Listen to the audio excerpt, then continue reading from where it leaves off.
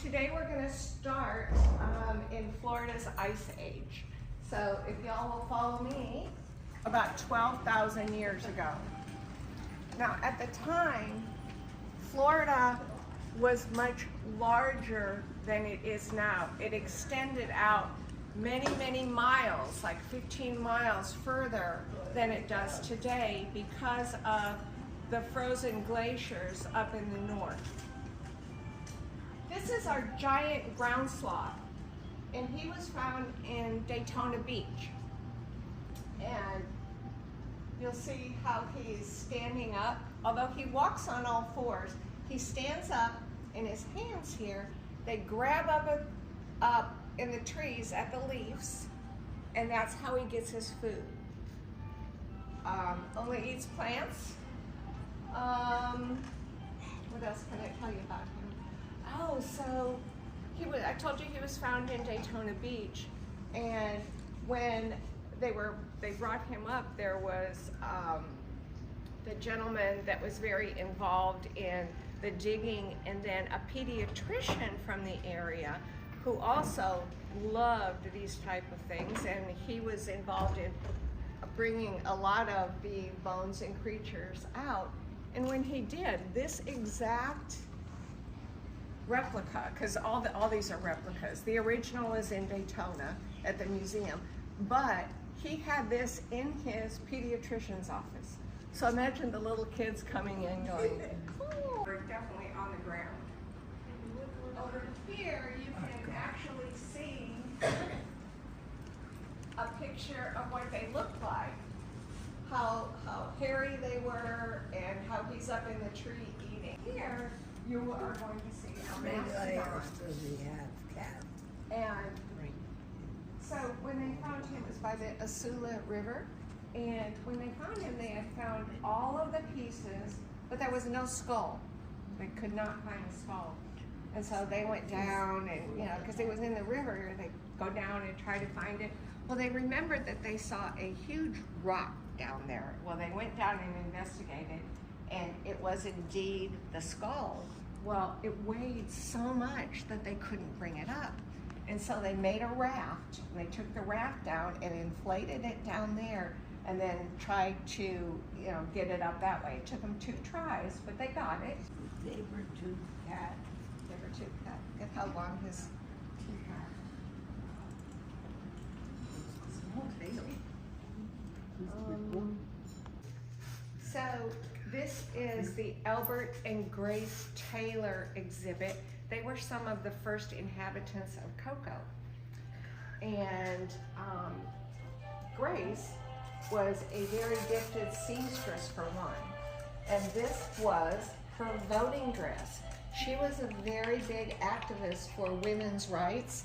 And so when they got they were allowed to vote for the very first time, they all made their special dresses and hats, and to go to vote was such an honor that they all dressed up.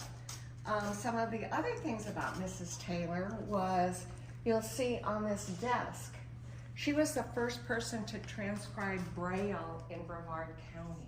Really? So she transcribed documents and books so that the blind could read. And Mr. Taylor was one of the first banks in Cocoa. First what? Banks. That's me. I'm a banker. Okay. Wells Fargo. Okay. I don't know what theirs was called back then. He also bought the first ticket on the East Coast Florida Railroad. So if any of you have been in Cocoa and you know where Riverfront Park is, the Taylors donated that. That's where their house originally was. And Mrs. Taylor wanted her whole house to be a museum and exhibit. Unfortunately, the house burnt down. And so there were some pieces that were saved and some pieces that they had in storage. So, and this first wing here was because of the Taylors. Very nice. Very nice. And so you'll see everything from the tiny, tiny ones to some large ones over here. This here is the underwater ecosystem. One of the ones that really fascinates me is that orange colored scallop. Yes. You see all those blue dots in it? Yep. Those are its eyes. That's how it sees its predators. Sat right over there and painted, R.L. Lewis. But this is one of their works, and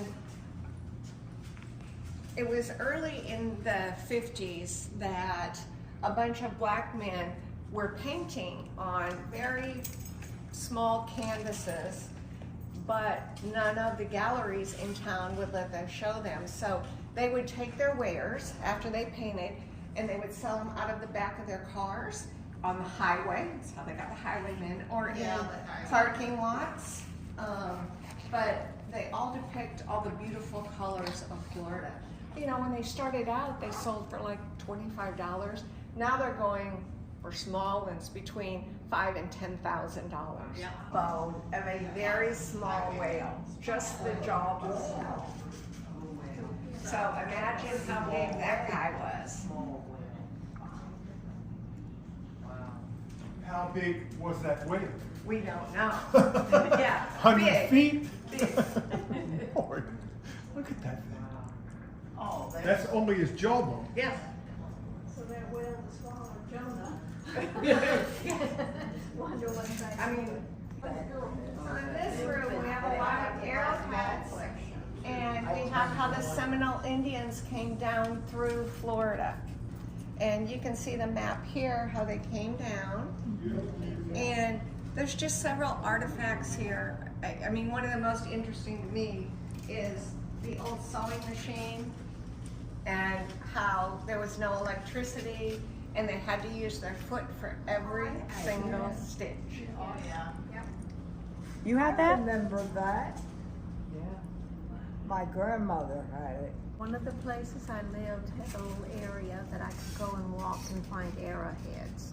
And I'd be all by myself out there walking and picking up my arrowheads. They're all in El Paso, but I used to amazing. find those because it was Indian territory. Yes, yes. Find those. This mural is a depiction of early Florida, and as you can see, there's a few roads, but not many. You'll see a house here and there working in the orange fields. Well, at these times, there were not any stores, okay? So how did they get things? Well, steamships came up the river maybe twice a month, once a month, depending on where you lived. And if you needed something, you had a flagpole and you would put up the red flag. You knew what days they were coming.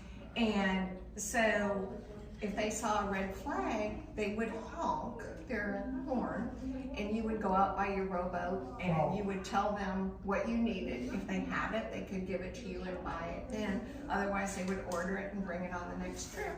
So in 1513, Ponce de Leon brought his ships over. They were some of the first ones to land in the Florida area, and then several after that. But in the beginning, they brought everything from horses, cattle, food, plants, and then they also had where they brought their treasures, their silver, their gold. You'll see that there were actually cannons because of the pirates, to be able, hopefully, to make it. Many made it across, many did not. Okay, so Henry Flagler brought the East Coast Railroad to Florida. He sure did. And he did that because he wanted, there was a hotel right on the river in Rockledge. And so he wanted to bring the railroad down and then buy the hotel so that he could make it a tourist area. Yeah. So you can see, go ahead, push the button. There he goes. So, Oh, you're gonna have to keep pushing it. Yeah. It's going backward though. Oh, that's right. Is it? Right? We don't care. Well, that's a caboose again. I think we lost the So There's the hotel what up there. happened was, Yeah. so they built it, and the hotel would not sell to Mr. Flagler. Well, he was fit to be tied at that point. And so what he did was on a weekend when there were no public officials in there at all, he had people come and take the tracks all the way back to Cocoa. So that's as right. far as it went. Yep. He just So Smart he man. got his revenge. Smart man. This is a replica, a very small replica of the Hubble telescope. In reality, it was the size of a school bus. So this is what it looked like, but you have to envision it at the size of a school bus. It was 43 feet long and 27,000 pounds. But what it was the lens was ground incorrectly. It was like a 70th of a piece of paper. That's how minute it was, and it was ground incorrect. But it took like 2 years to get it back, and so they got it back, and everything worked fine. It was supposed to last 20 years. Well, it's still out there today. Wow. Over here we have an exhibit of when I talked about how the Wendover people were buried. They were all buried on their left-hand side in a fetal position with their heads facing north and their bodies facing Oh, there's the bot. And we believe it was some type of a ritual, but we don't know what type it is. But all of them were buried the same. So they were also buried with things like cloth, jewels. American Indian. They could have jugs. Were not nomads, so they didn't roam from place to place. They stayed in the same area a long time. And the reason they believe that is because they had one of the DNA samples was from a teenage boy with spinal bifida. And so they knew that it took a lot of caring for him. He couldn't be traveling, and another lady had a broken femur, and so they know that she didn't move around a lot either. And then we'll see an exhibit back there of the intricate weaving that they did, and they believe those looms had to be very large to be able to, like, weave the pieces underneath. And so it's, you know, they couldn't move those looms from place to place.